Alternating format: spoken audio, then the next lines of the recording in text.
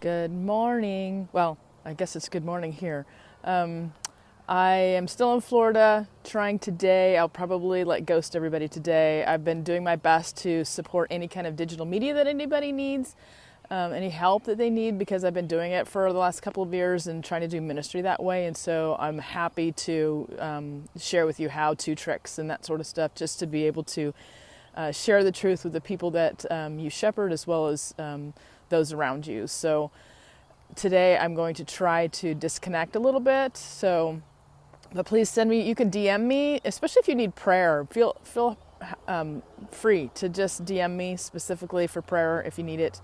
But several years ago, I got to go to Francis Chan's house church training, and it was an amazing opportunity to really look at, hi Chris, a way to do church that was different. And it was interesting because he had said, if there ever becomes a time where the government makes it illegal in the United States to go to church, what are we going to do, and how are we going to handle it? And that house churches was a precursor. If we trained ourselves to do church well in small groups, small communities, then we'd be able to handle that situation when the time came. Well, who would have thought that it would have happened that quickly? And so really looking into organic church, what does it look like to be in a small group? And so this morning when I thought about posting this, I thought, if I got to pick 9 people, because we're supposed to be in groups of 10 or less, if I got to pick any 9 people that I could do church with and sit with and pray with and embrace life with, who would it be? And obviously Francis Chan was one. And if I could pick people from the dead, it'd be Mother Teresa. And I was just sitting there just dreaming about, who would be the 9 people that I would want to invite over and sit and just worship God with and enjoy life with and embrace fellowship with. And so, the government has given us an ideal of 10 people or less, just so that we don't disease each other. But in the Yuba Sutter County area where I live, there's no cases of this virus. And I thought, okay, can we still do small groups? Now, I'm not...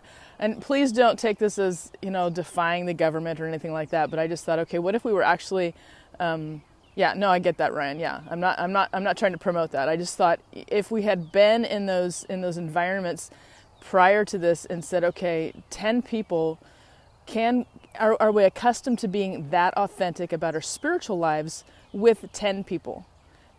Can we actually sit? And so one of the things that Francis Chan showed was that in China, they were used to doing and meeting with people. And they said that the highest attended meeting was the prayer meeting. They loved to pray. They loved to gather in small groups and even large groups and pray. Prayer was the most exciting thing for them. And they would gather in groups and spend hours in prayer. And I thought, what would that look like if we had done that as the norm in our culture?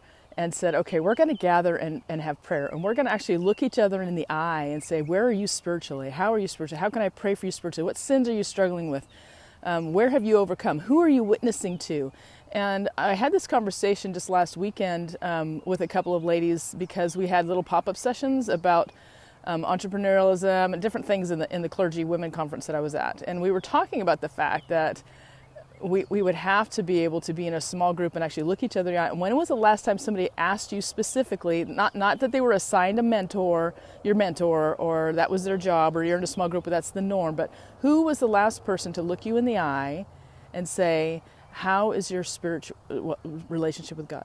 Where are you with God? And genuinely cared. Genuinely said, hey, how are you doing spiritually?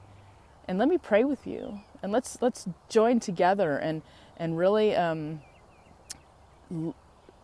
help each other grow spiritually, so that the function of church doesn't dismantle the church. And I think that's been one of the challenges, is saying, okay, church has been dismantled for a short-term period, and I get that. But does that have to dissuade us from actually having those spiritual conversations? And to say, I need someone to look me in the eye and ask me, how am I doing spiritually? And it was intriguing. I asked this of my district superintendent years and years ago. I asked him, I said, when was the last time somebody looked you in the eye and said, how are you doing spiritually, and genuinely cared? And he said, I cannot remember.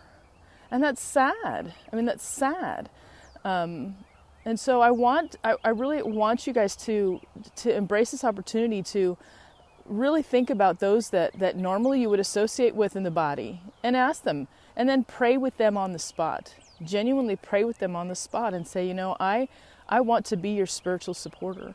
I want to be that person who genuinely cares about your spirituality. Not that the function of church is no longer happening. Not that we don't get to do the specific things. And I think that the interesting thing about this, I had posted something about, what you would change about church, but what would you keep about church? I mean, when church goes back to its norm, what is the most important thing to you about being in church? And you can even type that in. I mean, to really look at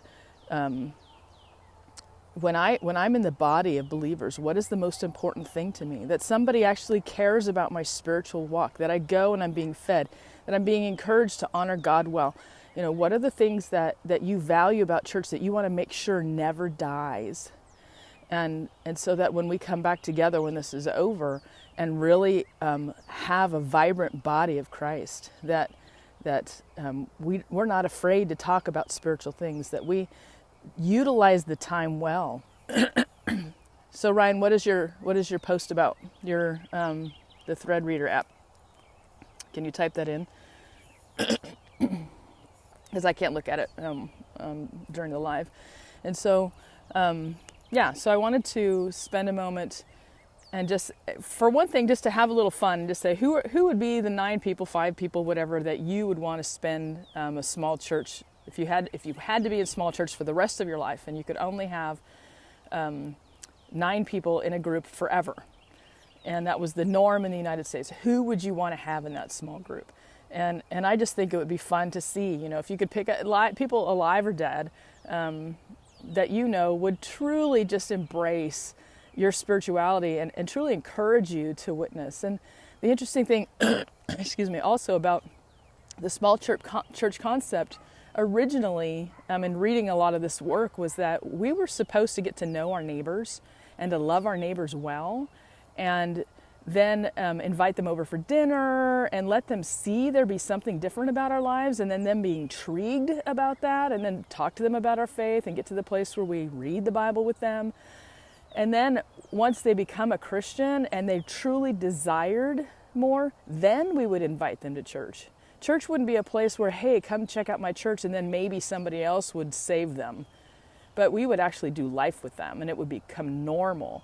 And in a Chinese church, they had to do that. They wouldn't invite people into their gatherings until they could trust that they were truly on fire for God. And so what that does is it forces the people in the church to witness to their neighbors. And so the church is us as we live out in the world, and to be able to say, I'm gonna genuinely go and start just loving on people and embracing people and talking to people about the joy that we have in our life because we're saved, and that our hearts are changed, our minds are changed. We worship a God that empowers us and does amazing things for us, and that's who we are as a people. And we invite people into that relationship with God instead of saying, I'm just going to invite people to church. So imagine if we started just inviting people to God, and church was not a function. And okay, so I don't want anybody to get upset that I'm saying don't invite people to church. I think everybody needs to go to church. Everybody needs to have a community. Everybody needs to have a gathering, a place. And so please don't challenge that. I mean, you can challenge me. I'd be happy to chat with you about it. But and for us to be able to get to that place where church is what we're doing all day long.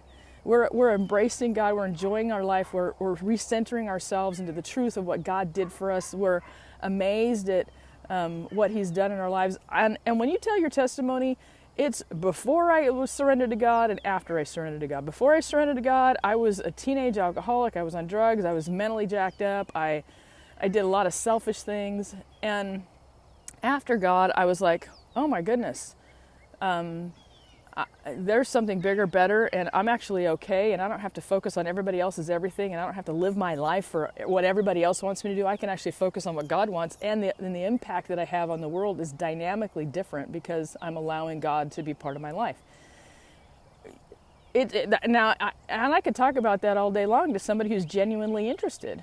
And my job isn't to go out and beat people over the head, but it's to love them well and say, hey, I really want to invite you to something that really made a difference in my life. And then we become the church and it's active in the world. So if we look at the benefits of what's happening right now and say, okay, if we're not allowed to go to church, how can we just go out in the community and be the church?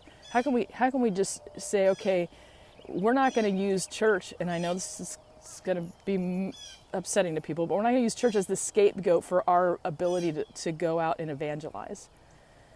We're going to go and we're going to evangelize. We're just going to go love on people. And so most of you who are on here have seen me tell that story about the day that God made you. I love telling that story.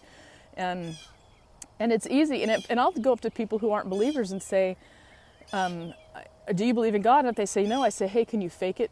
Can you just fake it for 2 minutes? I got a story I want to tell you for 2 minutes. And I actually had a Muslim lady go, yeah. And she let me tell the story about the day that God made her. And if I was so embarrassed, shy, but didn't believe that God would make a difference or that God would empower the message and it was about me and not God, then yeah, it would be really, really hard to do. But I know that God makes a difference. And so again, I've got someone waiting for me to go fishing, so I got to go.